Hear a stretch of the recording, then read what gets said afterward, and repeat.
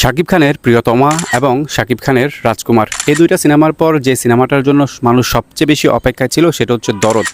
দরদে শাকিব খান এমন একটা চরিত্রে অভিনয় করেছে যে চরিত্রটা আসলে দেখার জন্য যারা বাংলাদেশি অডিয়েন্স রয়েছে তারা দীর্ঘদিন ধরে মুখিয়ে আছে। কিন্তু একের পর এক ডেট এবং প্রযোজনা প্রতিষ্ঠানগুলো থেকে আসলে স্পষ্ট করে কোনো তারিখ না দেওয়া কবে আসলে এই সিনেমাটা মুক্তি পাচ্ছে। তো সেইখান থেকে আসলে সম্প্রতি বাংলাদেশে এটার সেন্সর করা হয়েছে এবং সেন্সর করার পর যেই জিনিসটা সবচেয়ে বেশি প্রশংসিত সেটা হচ্ছে এই ছবিটা সবার পছন্দ হয়েছে এবং সেন্সরে যারা ছিল সবাই এই সিনেমাটার প্রশংসা করেছে। এখন কথা হলো এই সিনেমাটা কবে মুক্তি পাবে।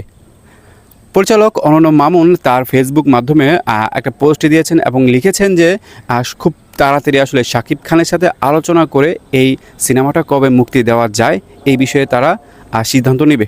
কিন্তু কথা হলো ভাই, শাকিব খানের সাথেই যেহেতু আলোচনা করবেন তাহলে এতদিন যে বলেছেন যে এই সিনেমাটা সেল হয়ে গেছে এবং ওয়ার্ল্ড ওয়াইড ডিস্ট্রিবিউশন করা হবে, সবার মতামতের উপর ভিত্তি করে আসলে সিনেমাটা কবে মুক্তি পাবে এইটা জানানো হবে।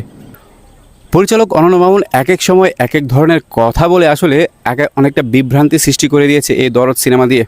দেখেন, আপনি যেহেতু 24 থেকে 25টা দেশে এই সিনেমাটা মুক্তি দেবেন এবং এমন একটা টাইমে মুক্তি দিতে হবে যেন বলিউডে এবং অন্যান্য দেশের যে সুপারস্টার আছে তাদের যেন বড় কোনো সিনেমা না আসে এবং বাংলাদেশের জন্য একটা সুন্দর একটা পরিবেশ থাকে, তখন যেন আসলে সিনেমাটা মুক্তি দিলে সবাই দেখতে পারে।